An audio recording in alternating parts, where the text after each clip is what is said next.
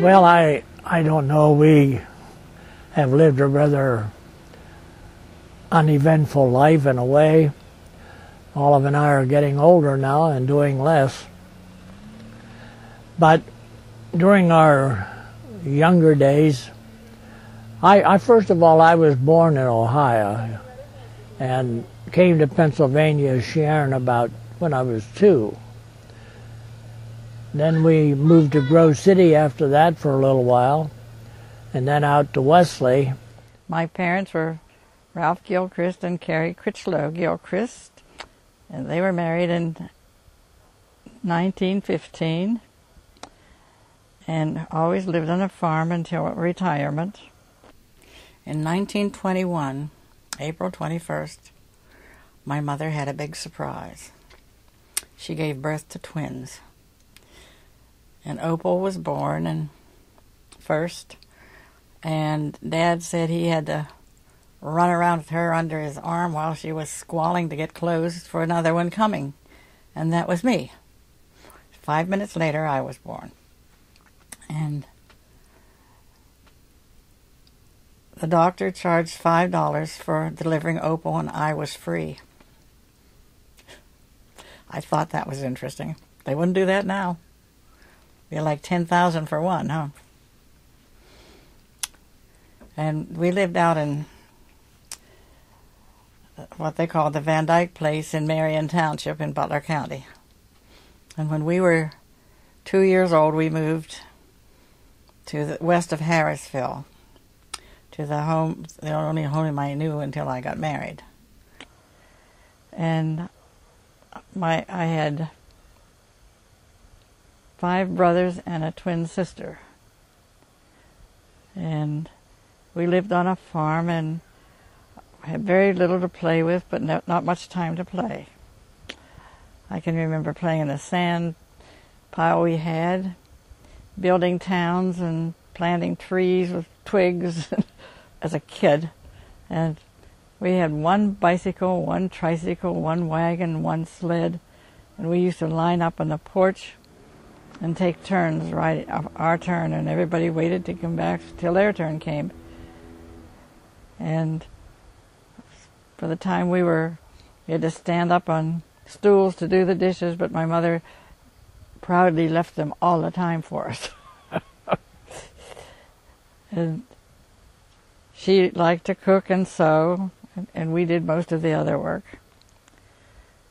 We didn't know we were poor, and we enjoyed just playing the little things that didn't require much of an income.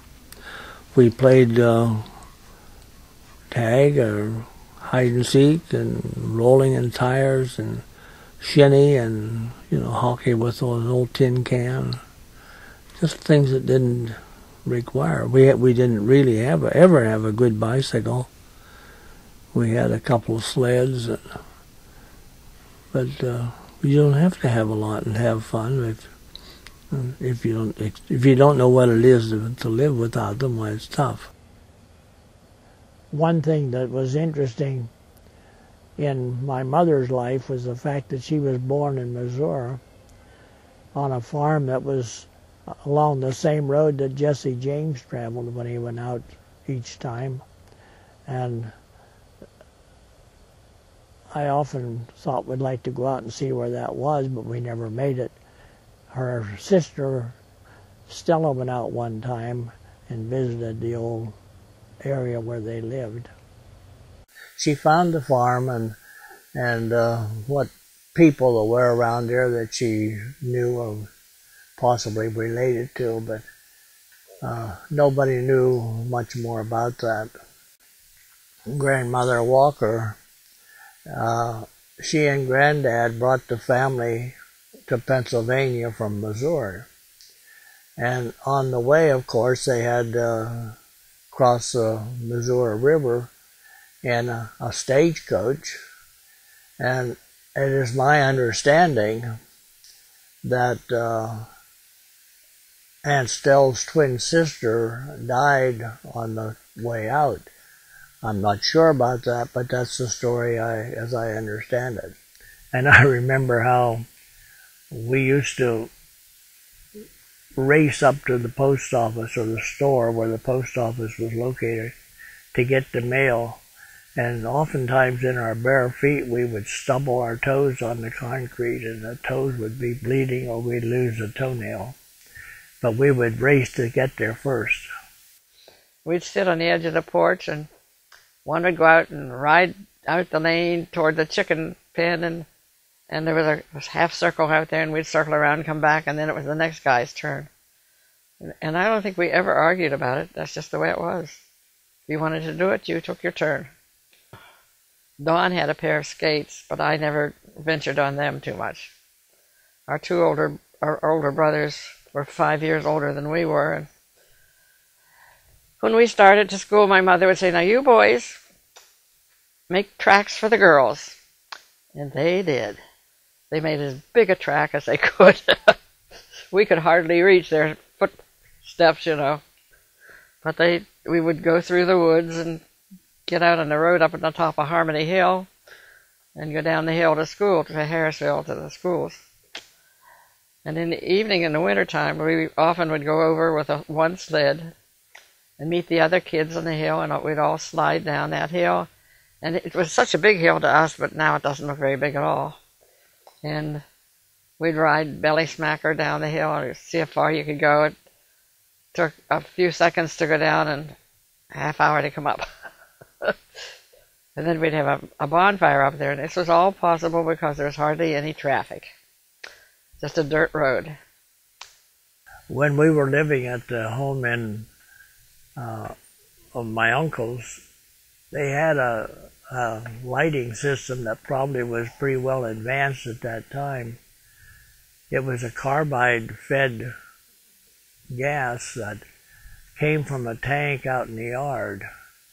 They put carbide in the tank, and then they had a controlled drip of water down on the carbide, and that carbide would make gas and went through the pipes into the house, and they would light that to make just like a gas light from gas lights today.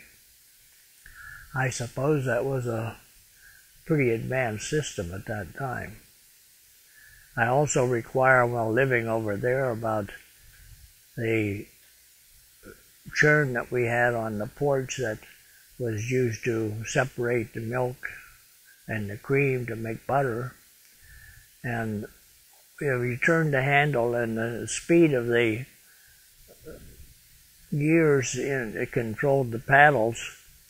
The faster it went, the higher the hum that it made, and it really moved fast.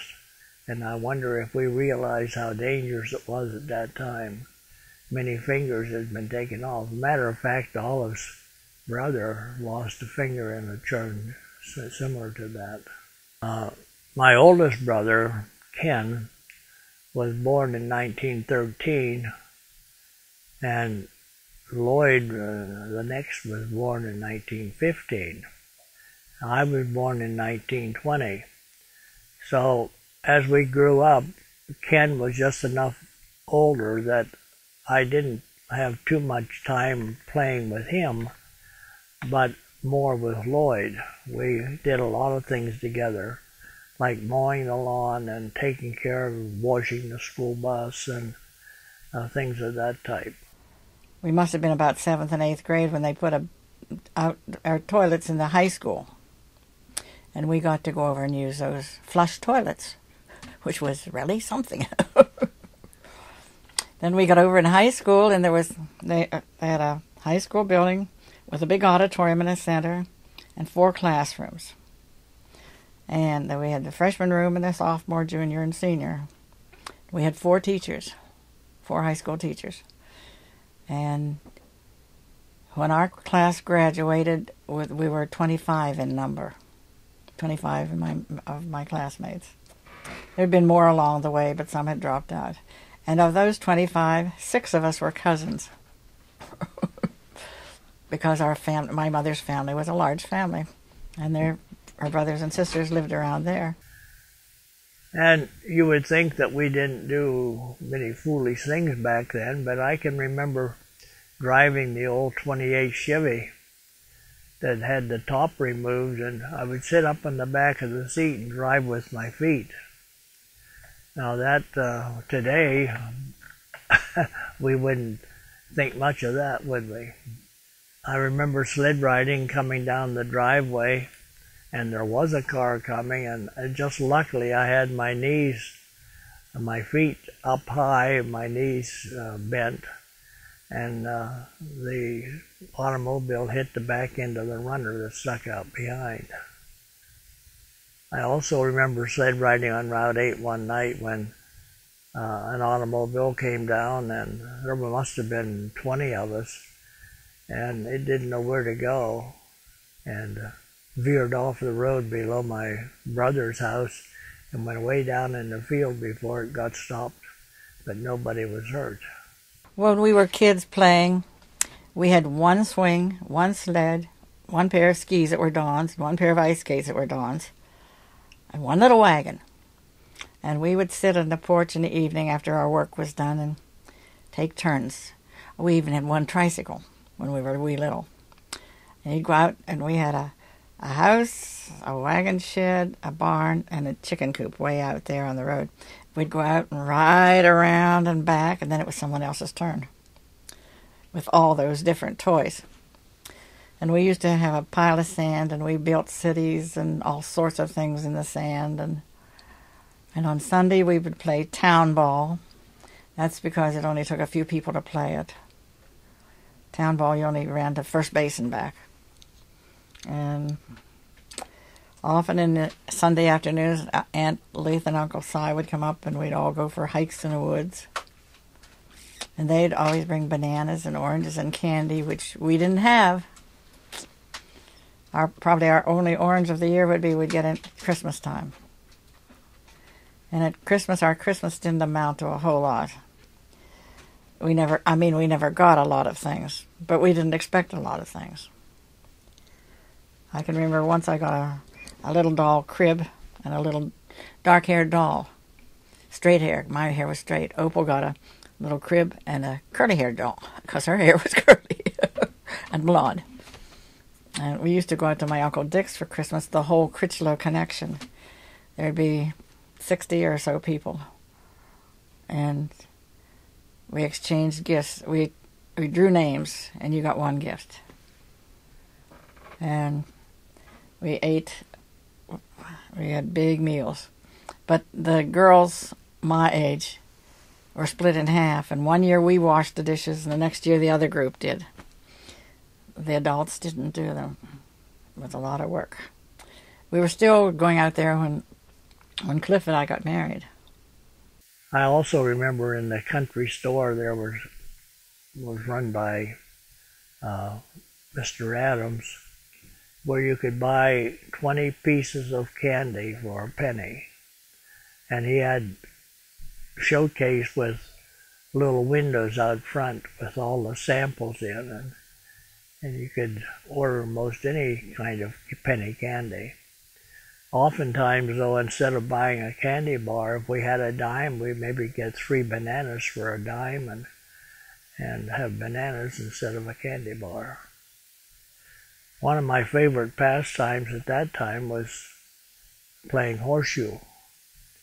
Pete Gathers, a neighbor, was just my age, and we practiced practically every day, and really we got to be pretty good.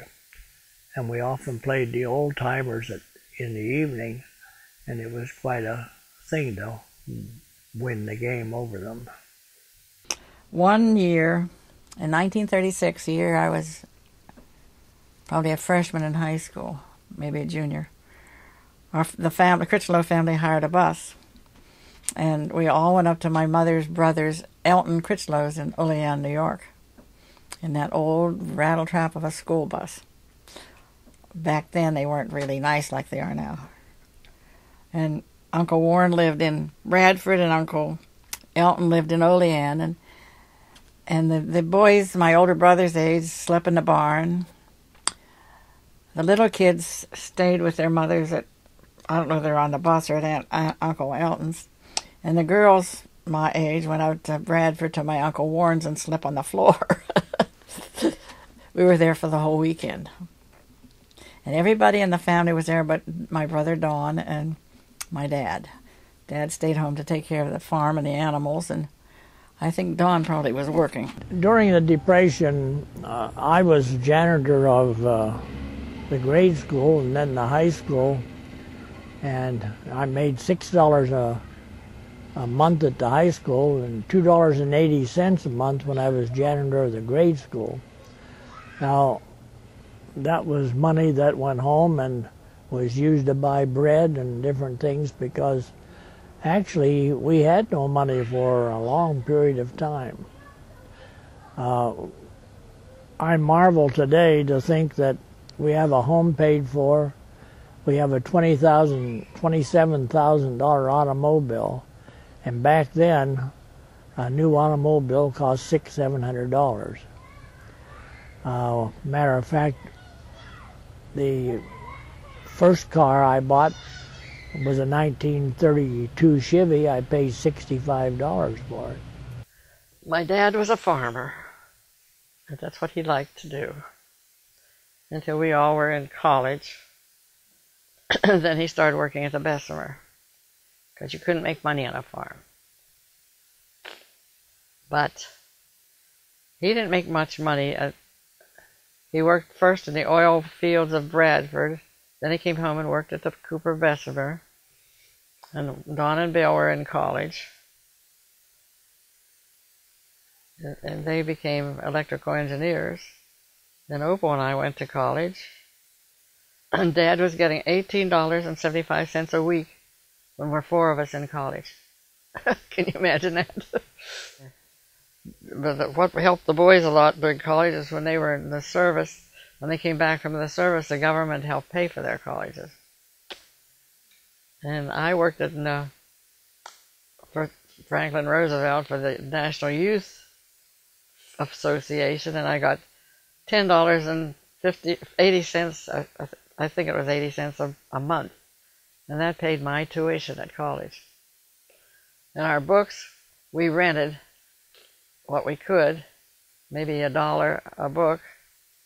So I've often said that our grandchildren's college education, their books cost more than my whole college education.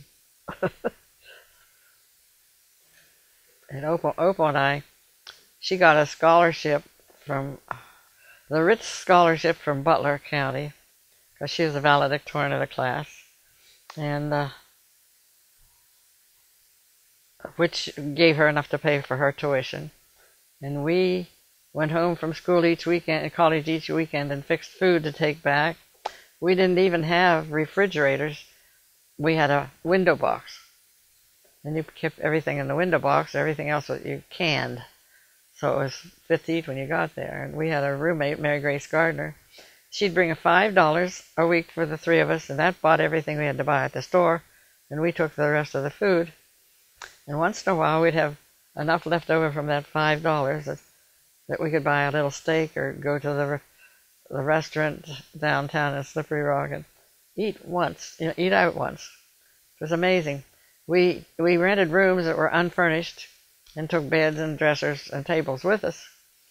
And that's why, and we paid $5 a month, the first place $5 a month to pay rent. Can you see how that compares to now? It is outstandingly amazing. And we went to Harrisville to high school, and on to Slippery Rock to college.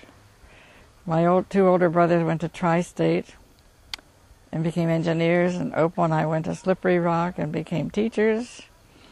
And Wayne became an electrical engineer. He also went to Tri-State. And my brother Chester, the youngest one, became an attorney. And the other brother, Ross, who was just older than we were, got very ill when he was about 4 years old. And I think they thought he had meningitis or something. They didn't know, but he lived until he was we were in second grade, and we took home measles and whooping cough and all childhood diseases to him, because after that illness he wasn't mentally alert enough to go to school, and then he got pneumonia and died when we were in second grade. So that's why we don't know much about him. When we were kids, we had a normal life. We had very little to play with because it was Depression time, and we just didn't have anything to play with. We hardly had a bicycle. We had one sled. We played ball. We spent a lot of time rolling across the lawn in oversized tires because the tires at that time were bigger in diameter than they are now. But we had fun. We played hockey, for example. We took limbs of trees and made hockey sticks. We used a condensed milk can for a puck, and before it was thrown away, it was like a round ball with sharp edges all around it. It's a wonder we didn't get our eyes put up. Dad had 3 sisters and a brother, and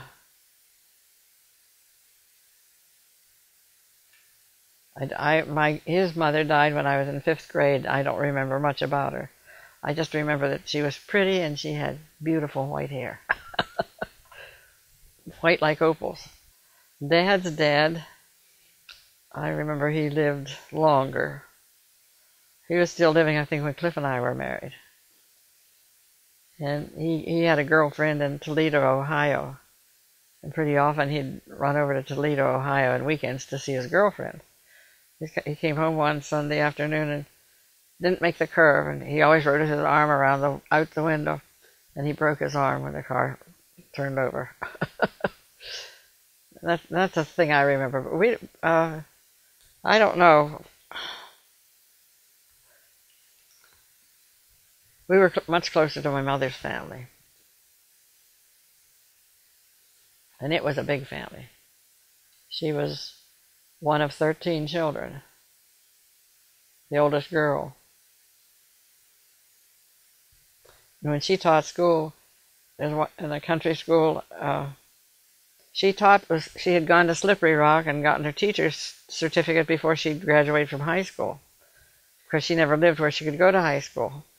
But after she graduated from Slippery Rock and got her teaching certificate, they moved up toward Wesley, and she and her brother Dick walked into Wesley, to the high school, and there was one class ahead of them, one person, one girl, and they were in the 2nd class that ever graduated or went to Wesley, and that's the same high school Cliff graduated from. But she was when she first taught one year, she had 11 of her, no,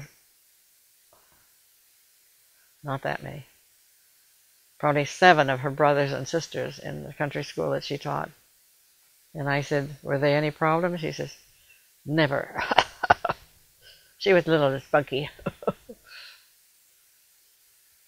Her dad is the one who installed the education into her mind. And I'm sure he told her brothers and sisters, you behave for Carrie.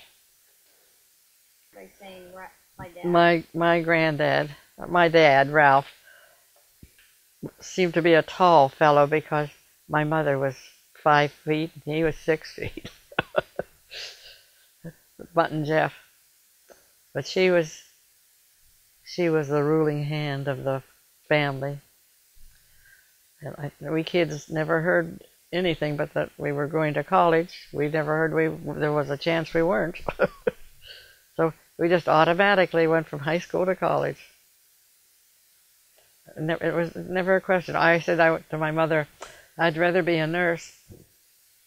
And she said, well, that's all right, but I think teaching would be a better job for you, so if you ever had children, you would have the same schedule they have.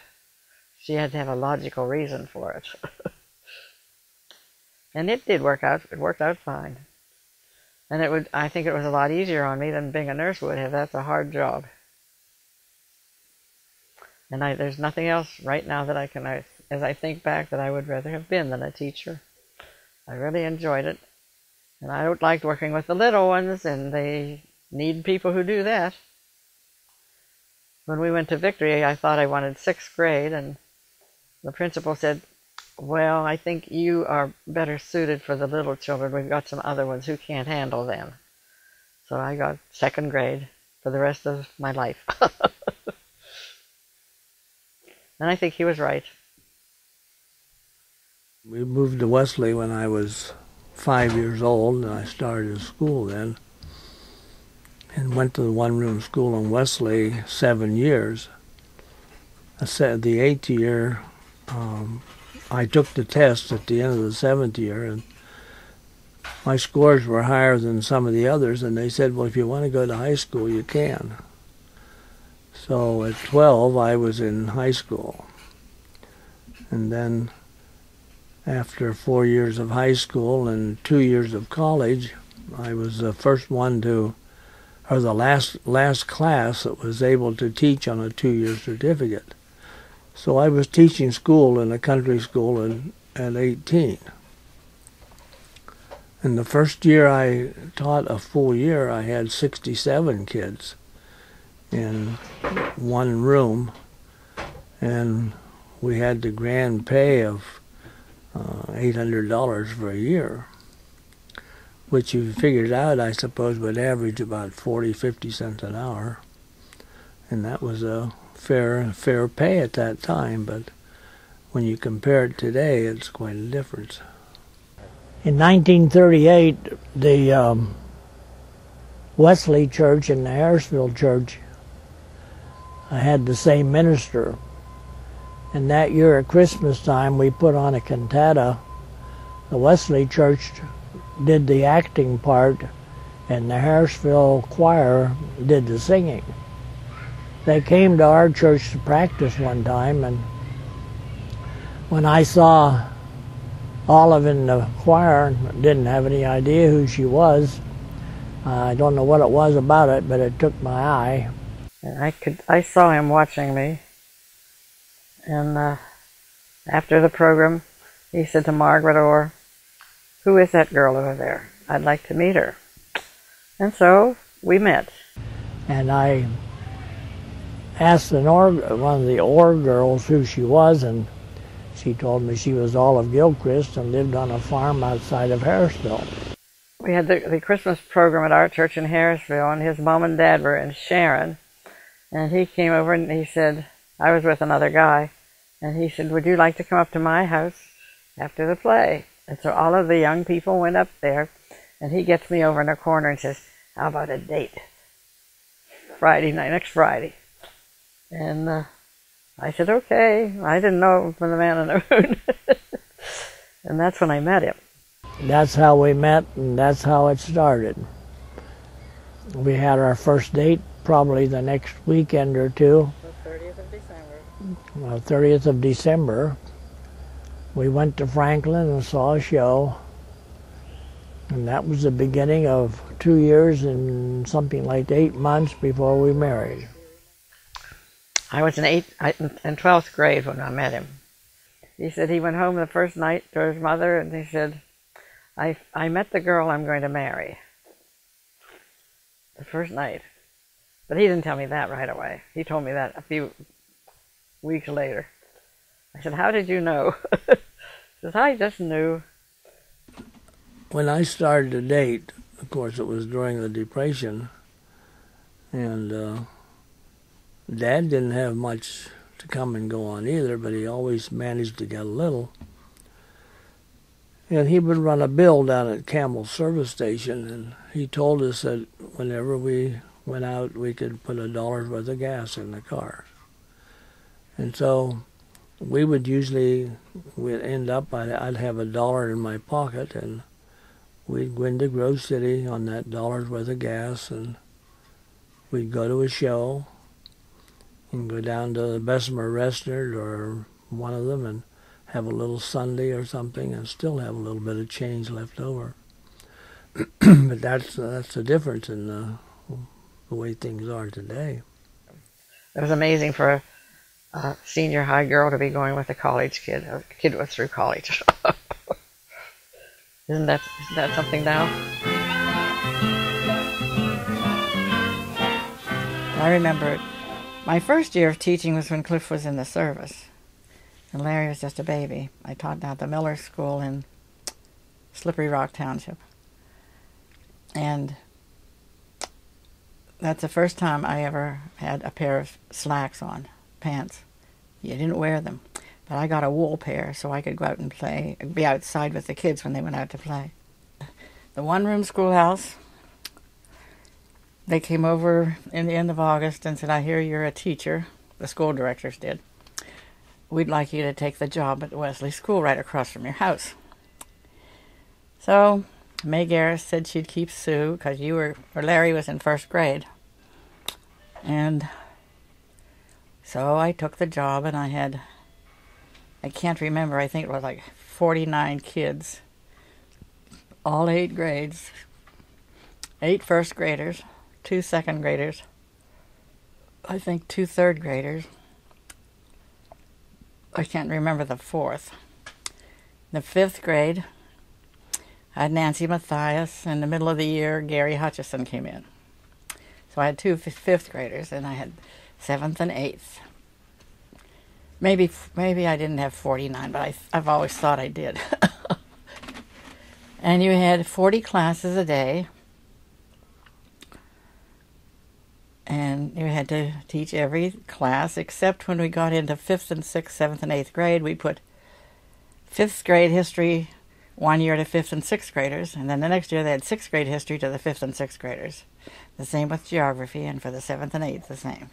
So that way you cut down on a few classes. But when we went outside to play, they played Andy over, baseball, tag. When I was teaching Jefferson Center, I had Ivan Longden was a boy in the 7th grade that was probably 3-4 inches taller than I was, and almost as old. And I remember one day I took all I could take. I went back and really gave him a good shaking up. And a long time after that, he asked me, he said, what did I do that day that you did that? And I said, well, it wasn't exactly what you did that day, but it's what you did the days before that led up to that. He sent me Christmas cards every year for probably 20 years after that. So I guess it didn't do any harm to give him a good shaking.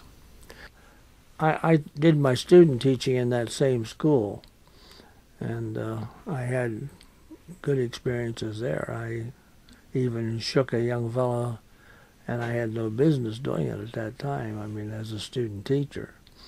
But I did, and got away with it. But things were so different. But I think it was probably a good thing Cliff got out of teaching.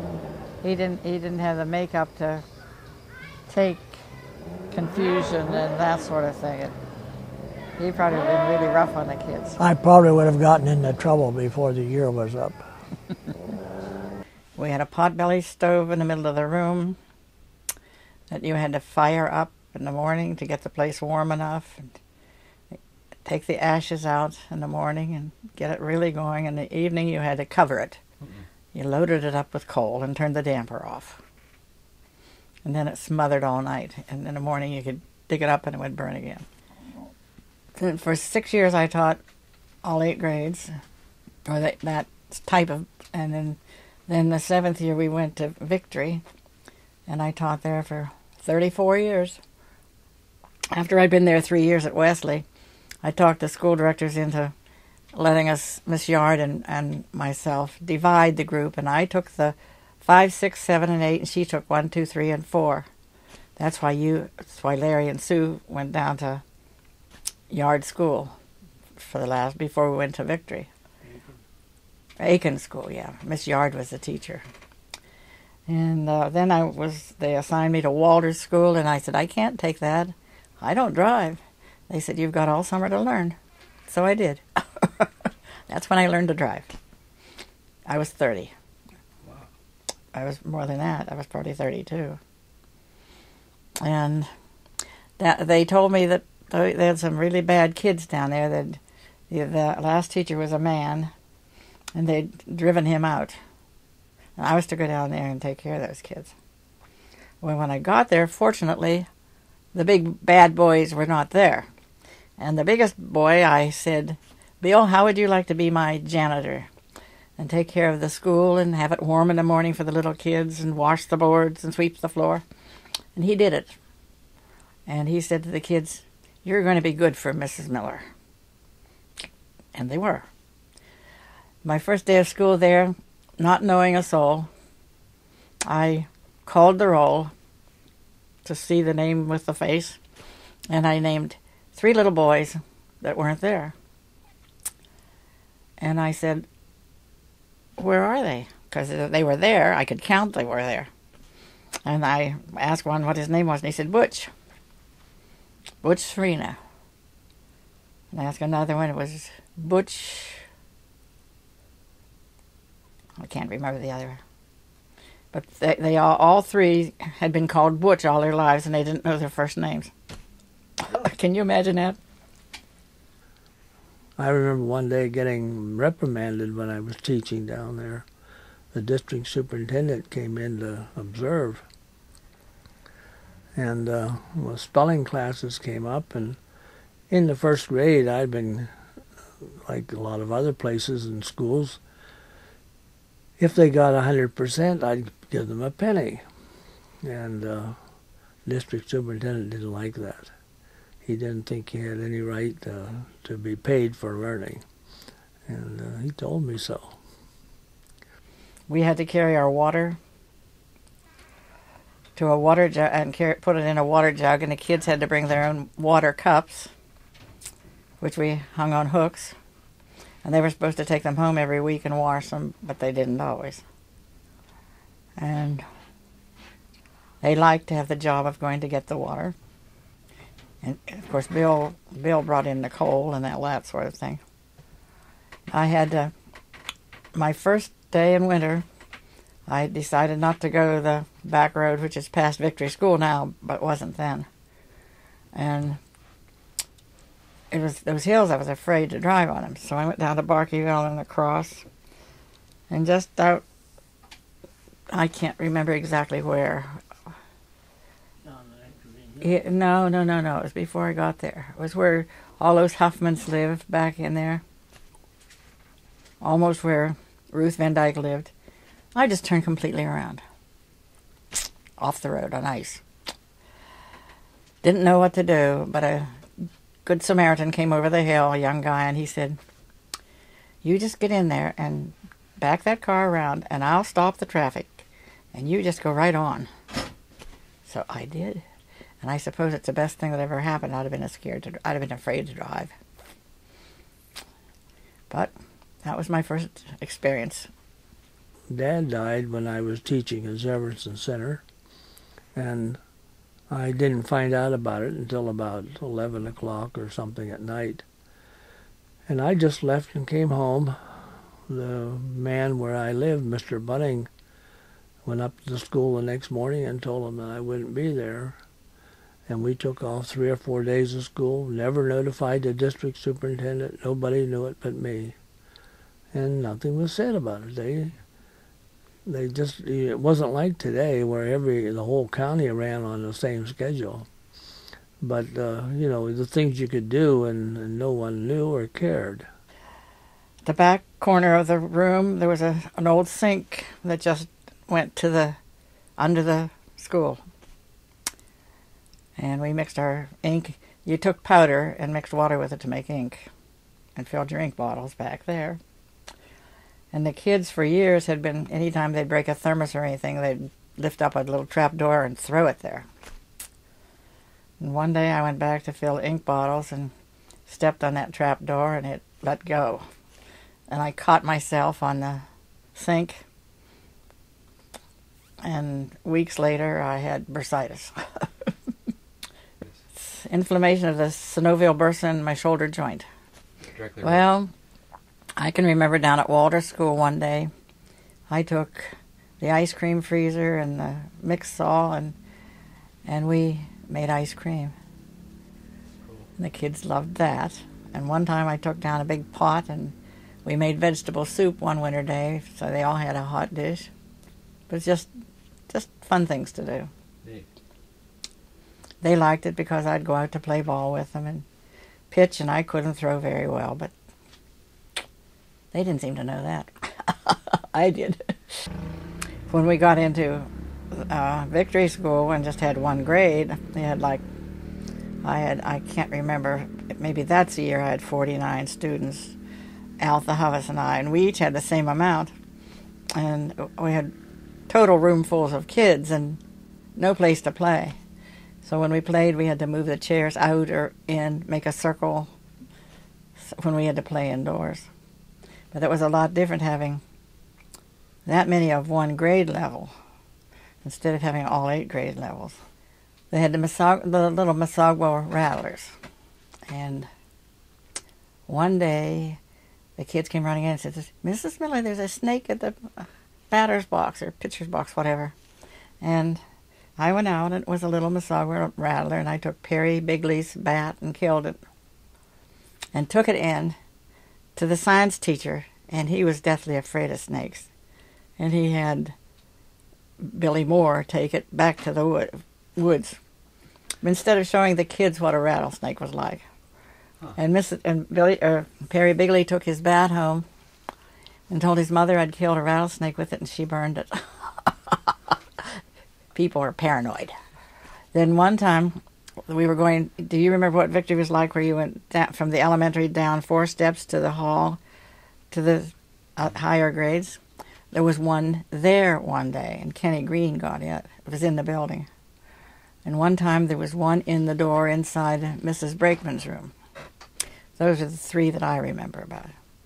My first remembrance of playing ball, for example, was when I was teaching school at Jefferson Center, and I would come home a couple of nights a week just to play a game of softball. We played in the Grove City League. We were sponsored by Candyland, and we happened to win that tournament that year. After that, I played softball with the Clintonville group and Wesley group, and it has been part of my life until I was probably 50 or 55 years old. I either pitched or played on the outfield. I really enjoyed the game. Cliff was, we played softball. We had a softball team at the church, and Cliff was always our pitcher. Of course, most of the guys on the team were all young guys, but Cliff was there for every game, and he was a good softball pitcher. That was a slow pitch softball, and Cliff always lobbed them in there, and boy, the guys would put them, everything was a pop-up. I remember my brother, Ken, was a good player on the Wesley team, a team that had members like Francis Hustleton and Renzi Hoffman and Forrest Galloway and Leonard Adams and Norm Adams and several others, Red Miller. And he was a pitcher or a first baseman. And he had a wild, wicked curve. And often I was just 15 or so at the time, and I would catch for him at home when he was practicing. And I have fingers today that are crooked because I didn't get the ball in the glove. The curve hit my hand instead of the glove. When we were married, Olive had 2 years of college to go yet. And her mother wanted her to finish, and we promised her that she would. I was teaching. I was making $800 for an 8-year term. and we rented a little apartment in Harrisville. I think the apartment was like $15. We were paying for a car. We, of course, had to eat. She was going to college, and we just barely made it. I started to teach in Harrisville, and when the war was on, they wanted inspectors at the shop, and I went in and Ferp Windland hired me. We were making 70 cents an hour at that time. And that plus the overtime was quite an increase in what we were making, so that's what I did. Sometimes I wish we had continued teaching, but then that's water over the dam now. Well, at the Cooper,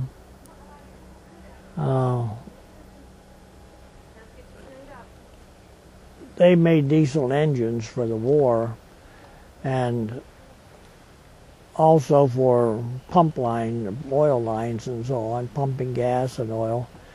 But most of the work then was on what they called the FW engine. It was made to be put in the little boats that were to be like PT boats. We had our first date on December 30th in 38, and we had Larry on December 30th of 43. Pretty good timing. Then when he was 5 months old, Cliff was drafted and had to go to the service. And that following summer, he came home for the first time, and President Roosevelt died. I went to the service in 1944. The war was pretty well over by that time, but I had my basic training in Camp Walters, Texas. We were supposed to go down as a radio battalion, and by the time we got there, with the war being pretty well over, they canceled all the special battalions and put us in straight infantry. So we had the infantry training, and then I had an opportunity for officers training, and Don Ross from Utah and I were interviewed, and we both passed, and I transferred over to the Coast Guard. I used to go out on John Manville's yacht, and we would tow targets.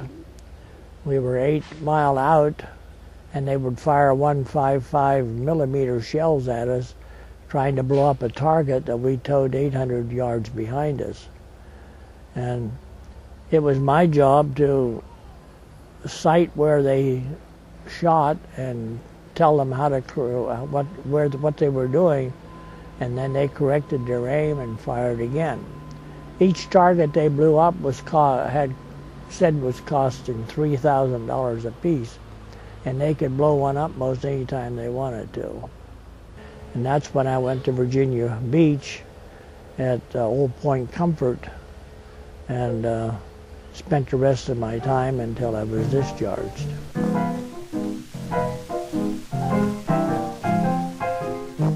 I went to the service about 6 months after Larry was born, and I missed that year and a half that I would like to have been able to remember.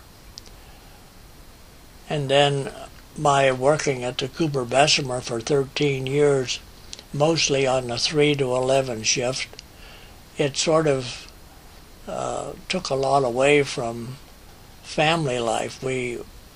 I would sleep a lot during the day, and I wouldn't be home in the evenings. And of course they would be in bed when I got home. And so we didn't do as much together for several years as we might have. Sue was always easy to get along with. She liked music, and I can remember her singing and with her friends. She had several friends because her class just happened to be made up of a group of, there was Paulette Dunlap, and there was Cheryl, Sue Moore, Helen McCune, and several others that were all good students. And it made that they turned out for a good class because it was competition, one for the other. And they learned to write stories and history and different papers that the ordinary pupil in a small school did not do very well. And as a result, when they went to college, and most of them did, they did pretty well. When we moved to Wesley, they were pretty happy kids. Sue and I were pretty happy kids. He was almost 6 and she was almost 3. And we moved beside neighbors that had boys, Larry's age, and a little girl just a year younger than Sue, and the Garris kids. And they played together really well. And when I started to teach, Larry was in school, and so we had to get a babysitter for Sue, and Mrs. Garris kept her, which worked out fine because Myrna and Sue could play well together. And they learned to ride the Garris kids' bikes, and Cliff had always said that the kids wouldn't have bikes because we lived along Route 8. I guess I was considered pretty strict. And after they learned to ride the Garris kids' bikes, one Christmas, we got them each a bike, and they came downstairs, and they were the most surprised kids you ever saw. It was just one of those things. Dad, you said you'd never get us bikes. I always thought they got along well until they each got older and went their own way, but they never were any problem to each other. Thanks. And Sue liked paper dolls. Larry liked comic books. And up in Sue's bedroom, there was Cliff had finished off back in the attic, and they'd all go up there and sit back in there and read these stacks of comic books they had. I guess that's an interesting point. One day, Sue was going out the back door, and there was about 4 steps down, and there was a deer there. And I can't remember whether she took crackers or something out for it to eat. And she just hold him up, and the deer would stand up on its hind legs up on the step and eat from her hand. That was a neat picture. Sue was quite popular when she was in school, and at Halloween time, they came to the house, and they were at the front door, and I think it was me that answered the door. I went to the front door, and most of the boys were there. But while we were talking to the boys on the front porch, they went around to the back and went into the house and soaped all the windows on the inside. Not just the outside, but in the inside. Well, it was a mess, and we weren't very happy about it. And he made those boys come over and clean the windows. Olive wouldn't let them clean some of them that were, she figured they'd get into more trouble than they had been before, but they did a pretty good job in cleaning it up, and I hope they learned a lesson. When we were in Wesley, I suppose Sue and Larry were not very old at the time, but I was sort of a crazy guy to buy things. And I bought a tape recorder at Brian Rostis in Grove City. It was one of those that was on a tape, and I think the thing cost about $225 or something. One time I recall when Wendell and Imogene were down at our place, we would sit on the Davenport and sing songs and then play them back at high speed. And it sounded like the Chipmunks singing their songs, and we laughed and laughed. We could hardly control ourselves. I'll have to find that someday. I'm sure it's upstairs. Cliff always worked nights and slept days, and that was hard to. They were brought up with the life of you have to be quiet. Well, you know, when they were little, there weren't TVs. I can remember Cliff's brother Ken got the first television in Wesley, and we'd go down there. When the first colored ones came out, we got one. And that New Year's Day, all his family came up, and all the kids sat around and watched television that was really novel. And we had our New Year's dinner there with all of the. Of course, you kids were the youngest. Our kids were the younger ones. When we were in Wesley, I was quite active in the church with the youth. And I worked with the MYF, and on a Halloween, we had a party at our place. I had fixed up the basement and made it as scary as I could by hanging things, cobwebs, and I had an old washing machine that sounded like a weird machine. And after that was over, I never thought too much about it. But you know, almost all the kids that were at that party remembered and talk about it today when something comes up to bring it to mind. Sue has always remarked about what a good time they had at that party. It's the little things in life that people remember that you don't even think much about. I remember at Wesley, I went over to the pipe shop and bought a lot of pipe and put together a swing set in the backyard that was something like 11 feet high. And the neighbors and Larry and Sue had a big time playing on it. When we moved from Wesley, I gave it to Emmett's, the next door neighbors, and they dug it out and took it over to their place and cemented it back in the ground.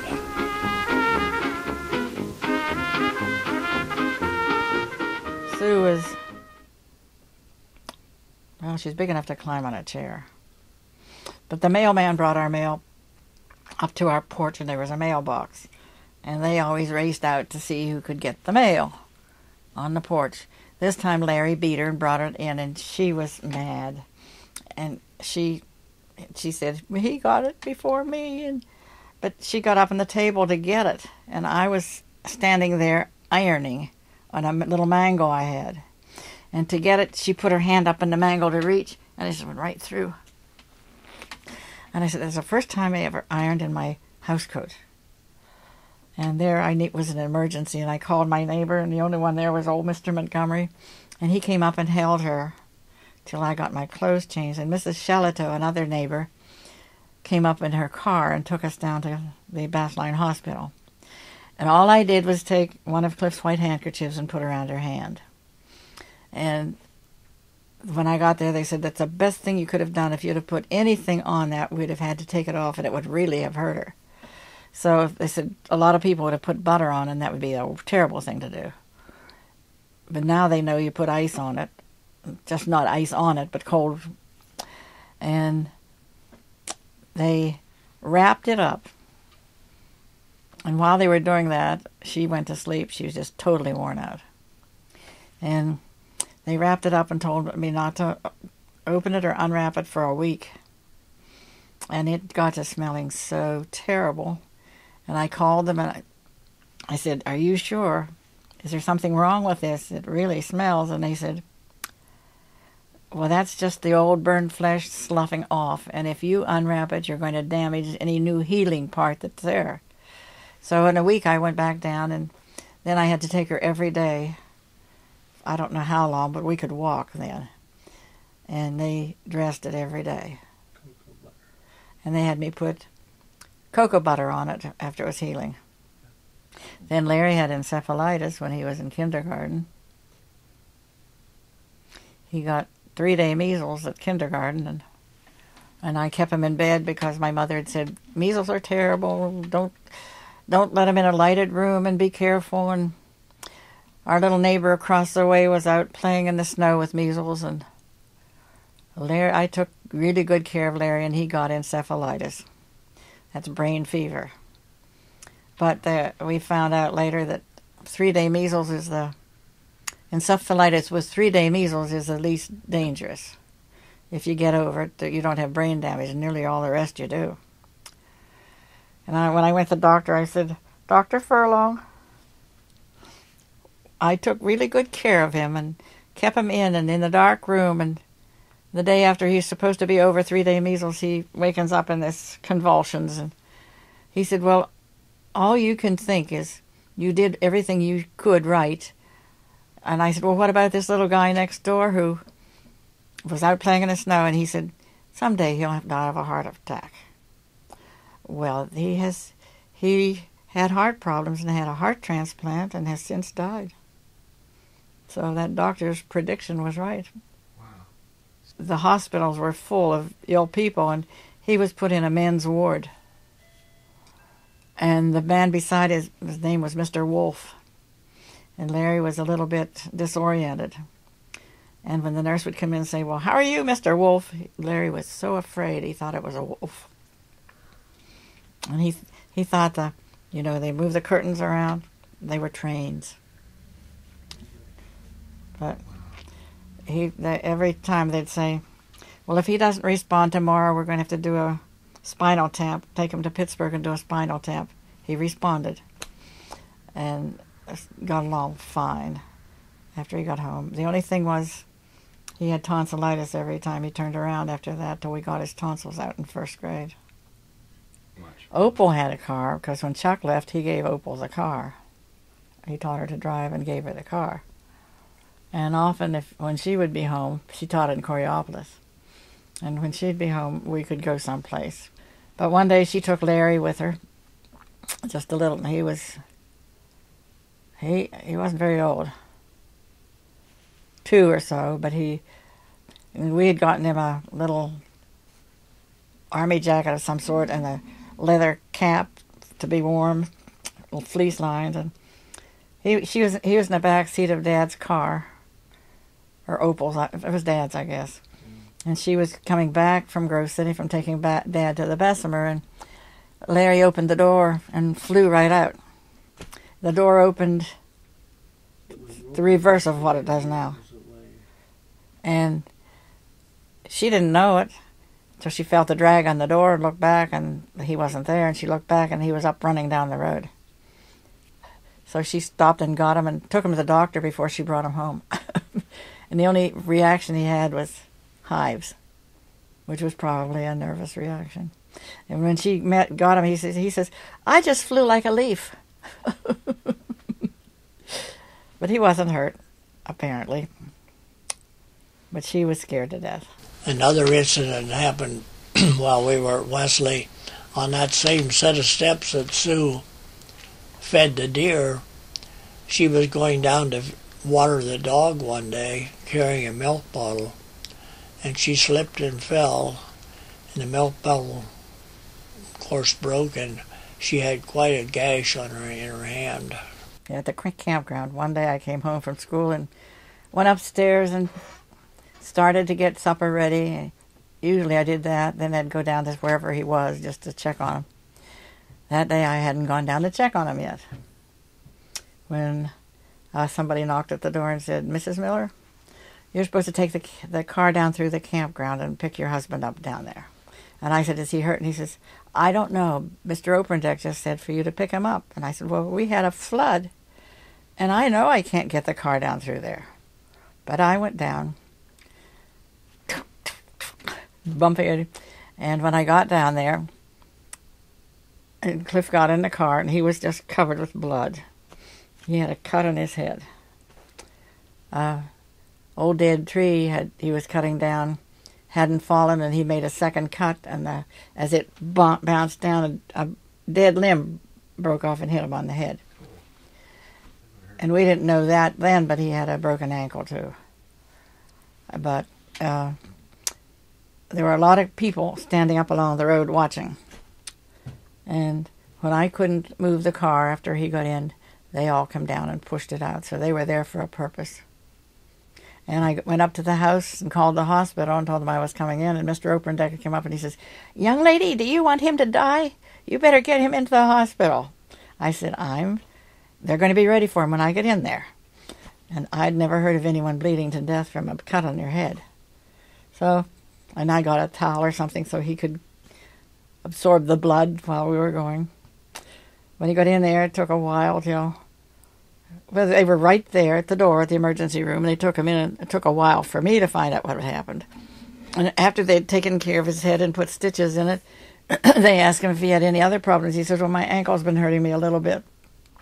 So they x-rayed it, and it was broken on both sides. And he had run on it. One vivid memory of when Sue had just finished college, and she was just in her second or third month of teaching in Mercer. She and Bob were going up to Franklin the old way, up old Sandy Hill, Pekin Hill, and she was taking a wedding gift or a baby gift up to a friend of hers that she'd been a bridesmaid for in a wedding, and they went up that way, and everything was fine, and we finally got a telephone call, and it was Phil, and he says, "Olive, Bob wanted me to call you and tell you they'd been in a wreck and Sue's been hurt, but she'll be all right." And I said, "Should we come up?" And he said, "Well, yes." And so we went up and got... Well, before that, he called back. And he said, "Bob said for you to get up here right away and to stop and get Mom and Dad." Then, of course, we thought we were concerned. And here we got Sylvia and Earl and went up to the hospital, and I went up to her room, and we would not have known her if we only recognized her hands. When I first went up to the hospital, I walked into the room, and when I saw Sue, I just turned around and walked back out again. And I just cried and cried. It was just so hard to take. She had been... A guy was coming down Pekin Hill, and he was drunk.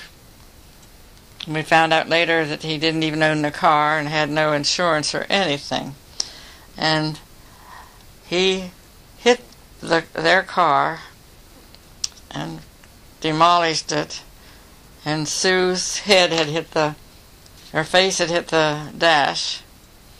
She didn't have a cut on her face, but her teeth were knocked out, and her lower and upper jaws were broken, and her face was swollen up beyond recognition by the time we got there. And that night, Sylvia and I stayed in the hospital with her all night and held ice on her head, on her face. I recall when Sue had her accident, how, as Olive mentioned, how the doctors knew.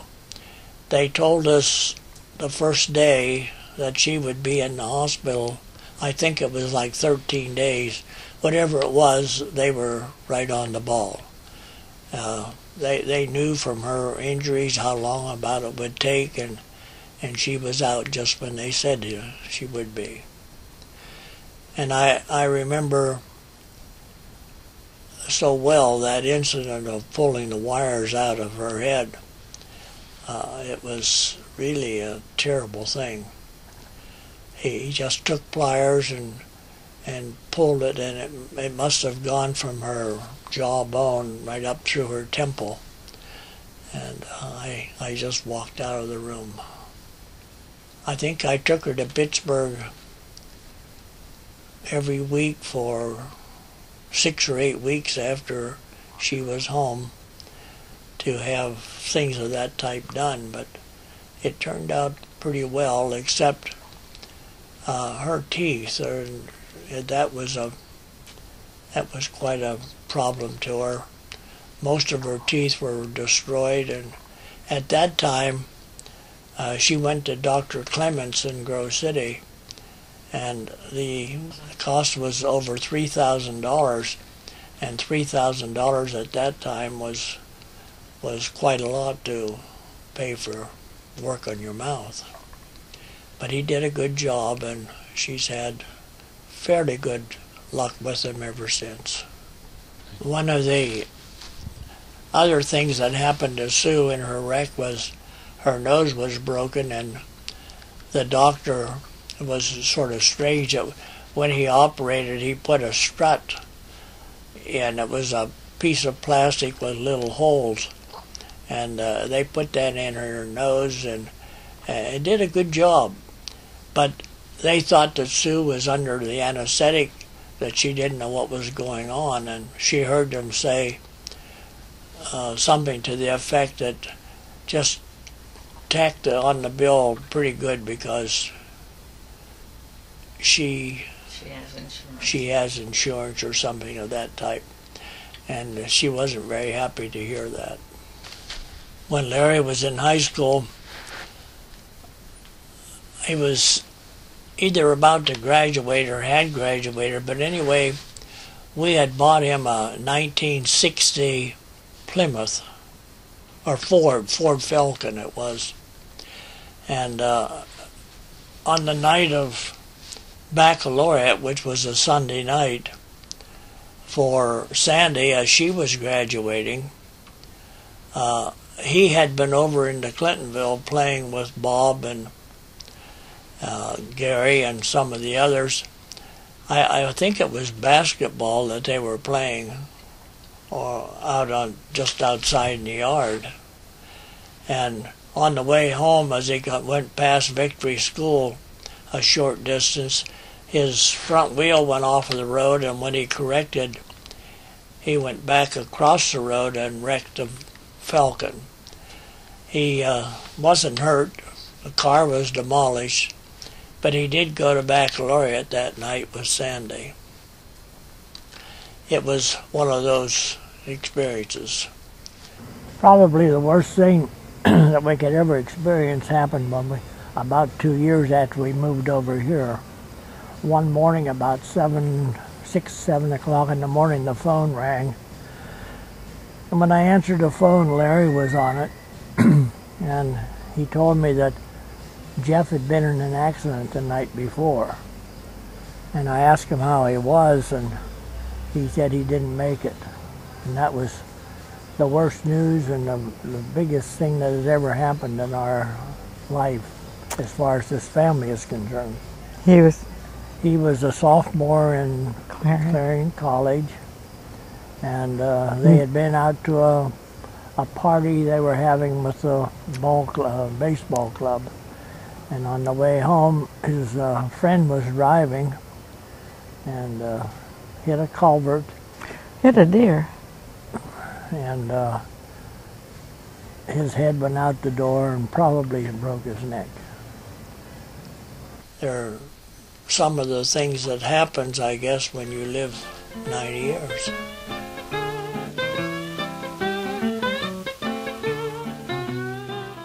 After 13 years with the Cooper Bessemer, I decided I would go with Metropolitan Life Insurance. And when I started that job, it was a fairly successful job. The longer, of course, I worked, the more demanding the work became and the more uncomfortable I felt. So after 22 years, I retired from there at age 56. In the meantime, we had bought a campground in Kennerdall. It had its beginning back several years when Chuck and Opal were camping almost every weekend, and we went with them a time or two. And finally we bought a little old trailer, and then later on we bought a good trailer. And we liked it pretty well, but we came down to Kennerdall the day of the art festival thinking that we would just park the trailer on Mr. Downing's piece of land that he was going to develop into a campground. And it rained that day and we didn't go to the art festival, and I walked over the land and I decided that someday I'd like to have that piece of land. It wasn't too long later that Mr. Downing contacted me and wanted to know if I was still interested. Well, anyway, we bought it. We developed the campground. We were there for 22 years before we sold it and came over to Kennardall. We had a lot of good experiences at the campground, met a lot of nice people, had a lot of friends. When the campground was probably the fullest, we had something like 100 permanent spaces. Most all of them were filled with permanent campers. But I remember Lloyd, my brother, had used a lot of ditch digging with his backhoe, and we put in a sewer line, or a line that carried the sewage from a station up about 500 yards to a septic system. And the pipe we put in was heavy plastic, but it wasn't apparently too strong. And almost every weekend that pipe would break and sewage would come out through the top of the ground. And I'd have to dig that up the next weekend or the next Monday and replace it so it could be used the next weekend. That was one of the bad parts of running a campground. But we made a lot of friends there, and people always told us that they had more friends at the campground than they had at home. Well, we just had to have some way to get across the other side, and I didn't know anything about building one, but we got some old cable from one of the oil people. I know your Uncle Phil gave me some that I stretched across the river, the creek, when we put the water line above, but I can't remember where I got this other. But we used that for cables and 2x4s for the floor, and a lot of clamps, and put it together and worked fine. Worked fine until we were about ready to leave when the ice hit it, and I guess it was before we left when the ice hit it and damaged it some, and then a few years after we left, they had to replace part of it because the water had washed out the cement and was beginning to cave in. We had a lot of ups and downs at the campground. We had several floods that really caused us a lot of trouble, but we worked hard, put it back into shape, and next year we were going just the same as ever. When the floods came, I had two campers that always were helpers for me, Norrie Mullen of Oil City and Bob Dye of Franklin. And they were there with their trucks, and they were the ones who pulled all the trailers out before the floods hit. And I owe them a lot as far as taking care of her. Some of the amusing things, one in particular, was we had a lady that met Olive along the path or the road one day, and as she walked by this trailer, she looked up and said, "Isn't that a funny name? Proudfoot." And Olive almost laughed because her name was Heimerdinger. But she thought Proudfoot was funny. And that carried us through until I was 65, and that's when we moved to Kennardall proper and retired from the campground business. The people who live here are very kind and gracious and are willing to help no matter what your need might be. I think of the Crawshaws and the Reeses and the Coopers and the Myers and Simmers and all the ones that we have known, like the Badgers And I'm sure I'm not naming half of the ones that I have had contact with, but you know that we are a well-knit community. I spent a lot of time in the last 20 or 30 years remodeling and fixing not only our own home, but the Methodist Church in Clintonville. And I did the same kind of a remodeling job for them here at the community center, along with Jerry Hoffman, who did the wiring and helped with the work, and several others. We did what it looks like here today. After living here for some time, I started to bowl in Grove City, and after talking with Jess Reese, he decided to bowl too, and we drove together for several years until Jess's health started to fail and I was getting a little bit too old to bowl. But we have had a good time together. Jerry Hoffman has always been a close friend, and anything that you want help with, he's there to help, and I found many of the neighbors that way. I never dreamed of having a big home, and I guess the nearest thing I'll come to it is to live next to a big home. And as you know, the Barth house is probably big enough that I could put our house on the main floor.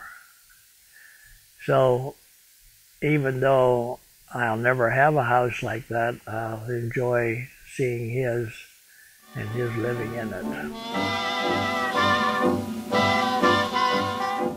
Cliff is a very organized person. Olive is always soft-spoken. And he rules the roost. What he wants, we do. And I usually agree with him. She never liked to argue. Matter of fact, we argue very little. Olive has a soft-spoken voice and is easy to listen to. And her voice is in the range that in my older years, when I'm losing some of my hearing, I have a hard time hearing her. I love the guy. He, from the very beginning, he always seemed to know what he wanted and was able to accomplish it. And once he set his mind to something, he did it. And he didn't just start it, he finished it. And he's still that way.